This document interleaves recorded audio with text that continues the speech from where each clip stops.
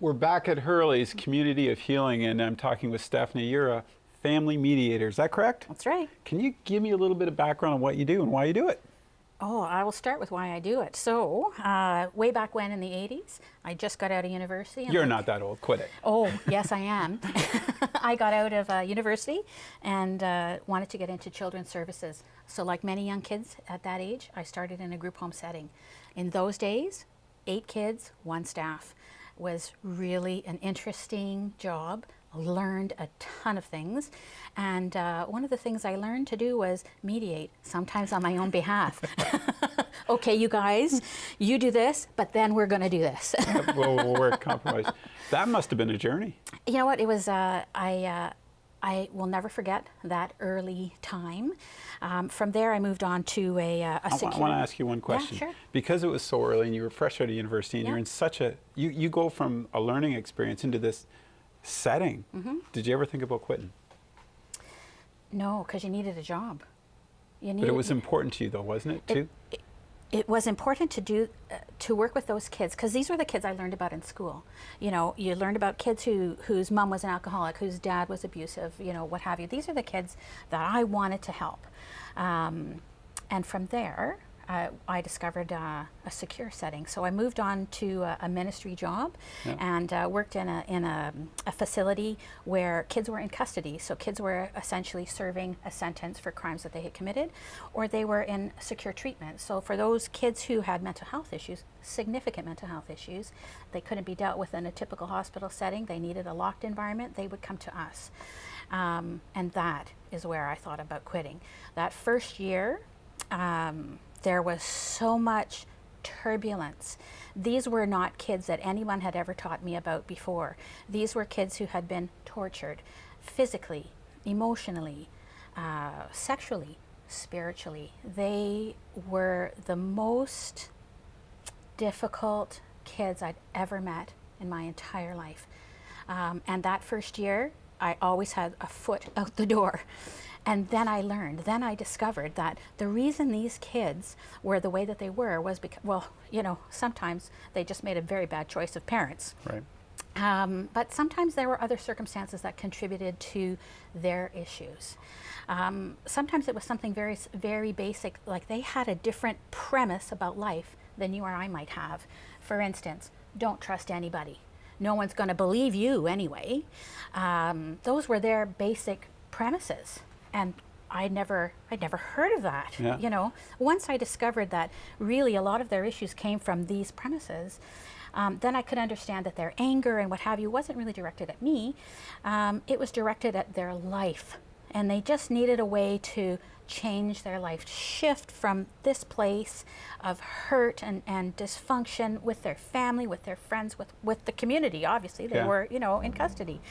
Then we could move forward. Were they always looking for hope? Like, could you look at a kid and say, I know you're a good person. Let's help you get down on that course. Beautiful souls, just incredibly beautiful kids. Wow. I learned more in like 13, 14 years of being there from them than they ever learned from me. You know, Wow. I learned how to be a better parent, a better spouse, a better worker. You know, I really did. I so totally bought into who they were as a person, not who they were as a diagnosis or who they were as an offense. You know, I started to see them as these are just kids. They are looking for a different way to do things, and no one has had the skills or has taken the time to show them that there's another way. So I want to say to you, my sort of counseling skills really developed through those years. The ministry in those days, you may remember the Mike Harris days, was all about getting rid of resources and sending them to the community. So when that place privatized, I left. I said, Okay. you know what, I think I need to do something different. So I moved on into the hospital system, and in that system, I was able to work with just a magnificent man. I've got to tell you, a real visionary. And we developed a program together. So typically, kids who live out of their home, they have been taken out of their home by the Children's Aid Society because they need protection. You know, so the Children's Aid Society takes them out, places them in a group home, what have you, and parents lose their rights, their responsibilities, what have you. So Mike, this visionary, and I were able to develop a program where we could take those kids with their parents, you know, with their parents participated in this process the whole way, and we would place them in foster homes or group homes or treatment centers or what have you. And we didn't just provide a home for them, we provided clinical services for them as well. Because there's... So you're looking at the whole family. Yeah, you what had what a different approach, eh? Yeah, you know what? We learned that. We learned that because it's wonderful to take a young person, because young people are so flexible and you know, they want to do something different, and you know, you do great work with this young person, and then you take them, put them right back in that home that hasn't changed a bit, you know, and they start to do that old dance that they did before. You haven't back changed into anything. that old habits. Right. Yeah. That's right. So yes, I think working with families is the pivotal piece that sometimes is missing. So in my latest venture, I've stretched out, and I'm working with a magnificent company called Moraeus Therapeutic Services, and much like Mary and her community of healing, yes, exactly. They have collected a group of, you know, clinically minded staff, and sometimes that could be a child and youth counselor or a social worker or a psychotherapist or a psychologist or a family mediator. So they've put a team together. They've put a team together to help families access services. That's critical. Well, like, yes. I really think that's part of the missing part of the puzzle here, don't you? Obviously you do.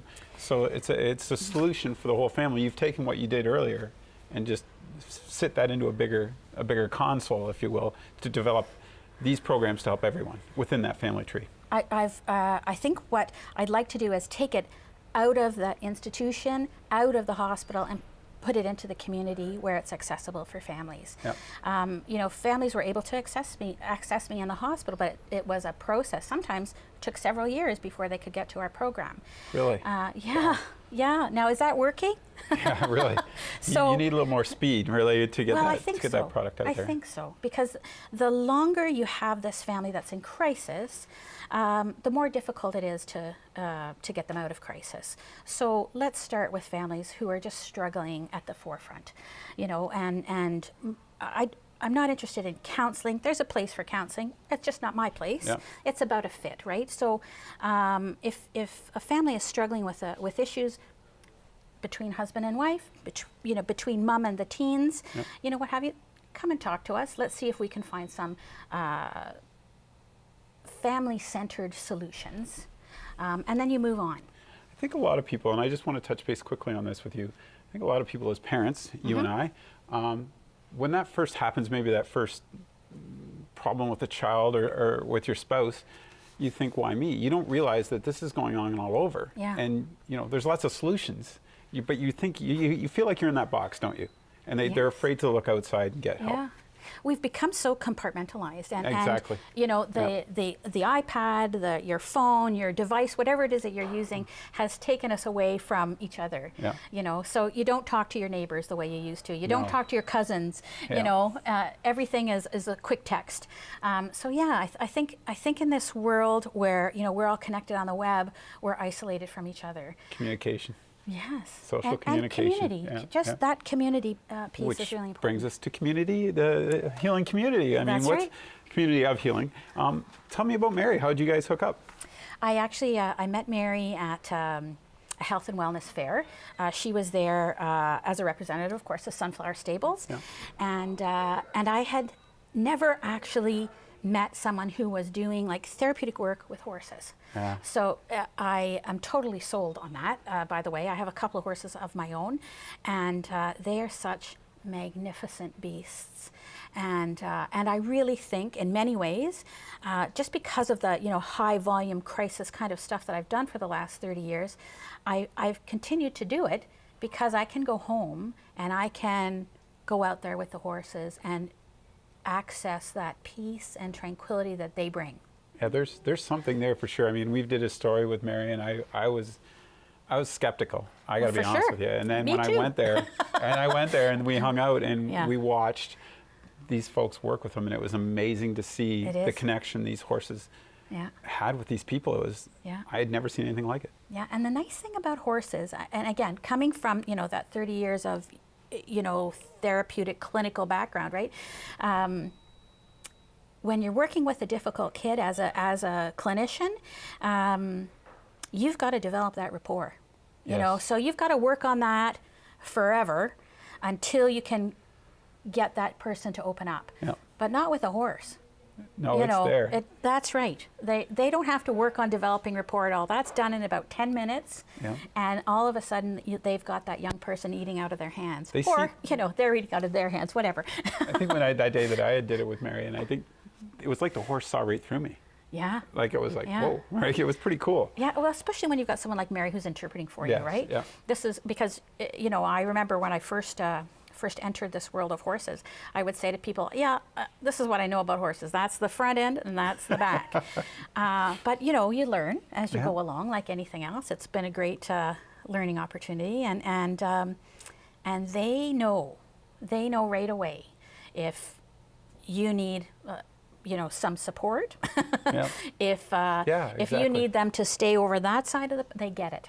It's something we fail to realize That's sometimes. right. We don't in read our own it quite as adventures. well. Yeah. Wow, this is amazing. Thanks for doing this today, Stephanie. Oh, thank you for having I me. really It's great. appreciate it. Is there any information you can share with the public if they want to get a hold of you and get more information? If you want to get a hold of me, look at our website, mareas.ca, mareas.ca, or you can call it 1-855-MAREAS-1. Keep up the good work. It's great talking with Thank you. you so much. Nice to be here. Thanks. Yeah.